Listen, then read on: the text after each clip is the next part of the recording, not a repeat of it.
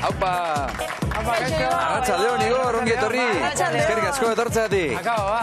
Arratsaldeon. Bueno. Igor, eta zer, itzulia hasi da, gaur bigarren etapa. Bai. Aizara itzulia jarraitzen? Bai, azkenean, etxeko lehizteketa da, eta zelan ez, lehen biziketa gainean, da bain, butakatik. Hobeto, ez da, butakatik. Bai, sasoian bere gauzak. Bai. Batzuetan inbidia pixka bat emango du, ez da? Bai, egia esan da, azkenean horretxapen honak etortzen dira, baita sufrimentuko egun asko, eta, euriak eta hobe etxean egon, ez eripean. Igor, zer ikusi duzu orain arte, itzulian, atzo eta gaurko etapetan?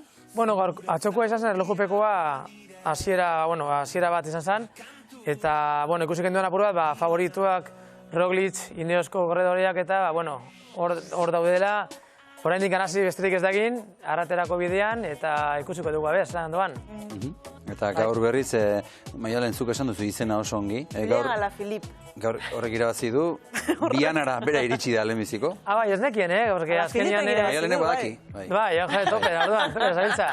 Beste favorito bat, ez da, munduko txapelduna da, eta, bai, atxokua zen erlojupekoa. Ezoan erlojupeko ona egin, baina segurenik ere, ezaban ekuiko buruan, salkapen nagusi hori, burukatzea. Eta zu adibidez orain profesionala izango bazina, non ikusiko zenuke zure burua edo, non jarriko zenuke itzulian begia, ze etapa gustatuko litzaizuke egitea? Galdakanokoa, Maiabikoa, betxu. Ostiralekoa, nire herri onduan. Bai, izango ez letzeke politxa. Oso politxa, bai, gainera bile politxa nire karakteristikak bezalakoa da etapa hori, eta bai, politxa izango ez letzeke, bai. Arratekoa ja gorregi. Hori sofatiko beto, ez da? Bai. Zer espero duzu hemendik aurrera? Zer ikusiko dugu? Nik uste dut egongo dela kontrol bat lideran taldeak, oso ekipo talde potenteak ari dau, eta Ineosko 3 txirrindulari daude hor, bebai, generala irabazteko moduan, baina nik uste dut azken etapa arte ez dara gauzak ez dira erango oso argi. Hori gustatzen zaigu, ikusle hoi. Egongo dira, bai hori da politza, azkenean emozioa, azkenera arte ez da. Segundu gutxi daude eta hori, azkenean arrateko etapan nire ustez izango dela, azkenean diferentzia marketu garak. Emozioa eta zeuk aipatu dituzu batzuk, baina haze luxuzko parte hartzaileak ditugun, itzulia benetan handia egiten dutenak, ez da? Bai, beti, itzulia gogoan dudanetik beti izan da oso itzuli garrantzitsua txirrindularitza munduan. Ez da turra, ez da girua, Vuelta a España, baina hortik berako kategoria daka eta beti, jente izen onak etorri dira, beti, bai. Sorteko gara Euskal Herrian, Gainera ez da izango errazenetarikoa, gure mendiak eta baditugu, eta ez da izango... Gogoan dakat gainera hori, ez da, Italiako taletan egonaz beti korritzen, eta ez zuten gustoko asko, porque egon behar zinean nahi oso ondo, eta motibauta gainera. Ni hemen goanaz, eta motivazio puntua banakan. Batzuetan ez nengoen neuk bezala tope-topera, baina, afizioakin eta bertan lagunak eta ongo zielakoakin, beti aburat animauta, baina gero gualdi txarra, hotza, normalean, eta... Eguraldia bereziki behar bada, ez? Oso gogorra egiten zen itzuli hau benetan. Igor, Italia aipatu duzu, eta goazen zure ibilbidean atzera egitera. Hain zuzen ere zuk, Italian eman zenuelako profesionaletarako saltoa. Nola izan zen hori? Begira, afizatu mailan, azkenengo urteetan oso maila ona eman nuen, egia da Euskal Herri mailan beti egon direla txirrindulari oso onak, eta askok bidean geratu ziren, esan nahi dut, ez dutela tokirik lortu pasatzeko ez da. Eta afizatu mailako azkenengo urtean hemen Espainia mailan, mundialetara joan nintzen eta joan ginen boz. Eta hala eta guztiz ere ez nuen lortu tokirik topatzea profesional mailan, ez da. Eta orduan lagun batek, Antonon Batxeak, zituen kontatu batzuk Italian, eta berak esan komentatu zidan, Igor, nahi baldin badezu, betxu. Italia joan zintezke, baina nik pentsatzen nuen profesional mailetara. Eta joan nintzen afizatu mailetara, 1989an.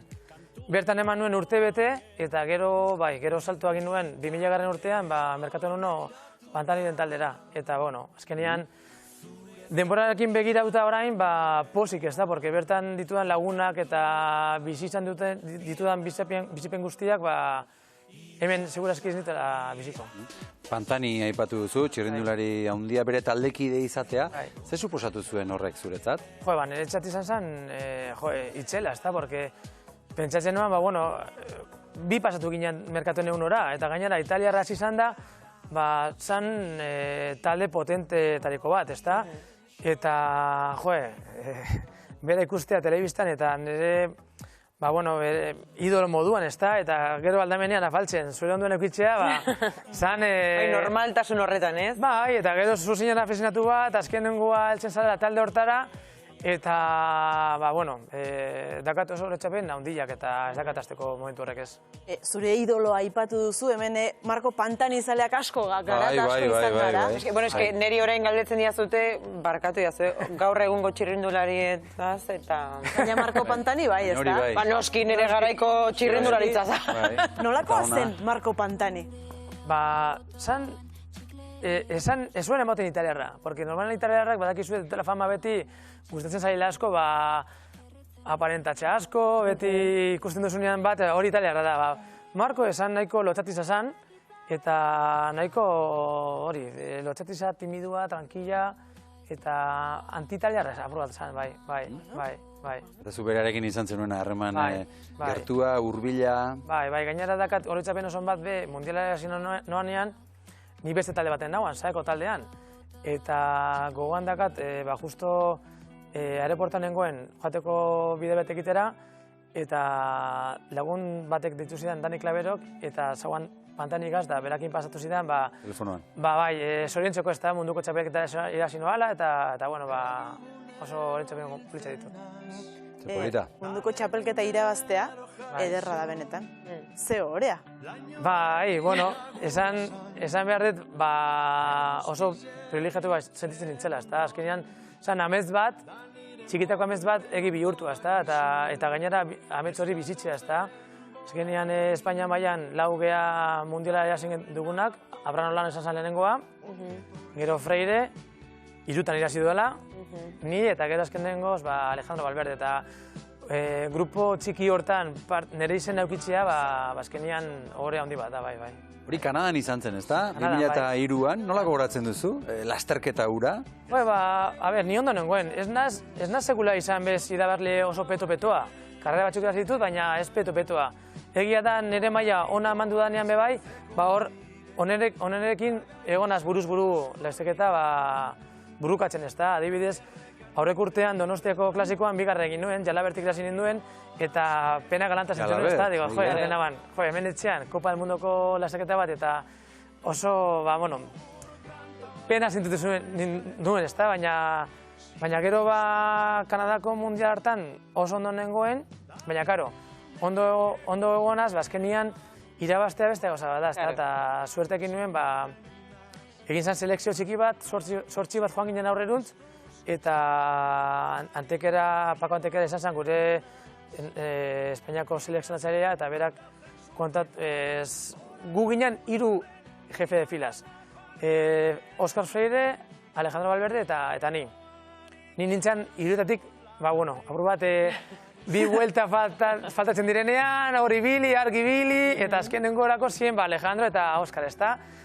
Eta, oso ondo sentitzen nintzen, gero lasterketan izketan joan ginen, eta Oskarrekin hitz egin nuen, eta berak esan ninduen, bera ez dela oso ondo sentitzen, eta esprinerako bakarrik. Denok heltzen ginen batera, berari laguntzeko esprin hori bideratzen. Eta ni ondo sentitzen nintzen, bi txuli falta zirela egon zen atake batzuk, bertan sartu nintzen, grupoak taldeak harrapatu egin dituzten, eta azkenengo itxulian, berriro be talde hori apurtu egin zen, bertan sartu nintzen, eta azkenengo egoeran, ez dakit izan zen instinto bat edo, atakatu egin noan, eta bakarrik joan nintzen, eta konturatu nintzenean bakarrik joan nintzela, esan noan, orain, aurrera, topera. Orain egurra. Porque bakarrik noa. Etorriko bazan nerekin besteren bat, Jalaber edo Bettini edo, esprinean ez dakizu, baina bakarrik nikoa da, topera. Eta gainera ailegan nintzen, eta falta ziren naukazan 6 segundu, 7 segundu. Eta falta ziren 3-4 kilometro. Eta banakien, zala lautada bat, kilometro bat baino gutxio, eta gero gutxi bera dana. Eta, bueno, topera, eta... 5 segundu. 5 segundu kina hori da. Nahikoa, nahikoa. Bakarra nahikoa da. Hori da, ez da gehiago behar. Hori da, eta baina, badakate, hori, sentitzen naz oso privilegiatua, ezta, porque horako txelezketa bat irabaztea, eta bakarrik ailegatzean mugara izan zen, usteot esfuerzo, sakrifizio guztietako opari handi bat. Eta zure ibilbidearen ere garaipen handia da. Bai, gero ni ez nagoan ohituta esaten dut bezala. Horako txe garaipenak lortzea, ez da, eta derrepentean munduko txapelketa irabaztea izan zen, niretzako ez sok bak, baina banakien horrek karga batekiko zuela, ez da, horren urtean, ni ez nagoan ohituta kamara guztiak eta jente guztiak,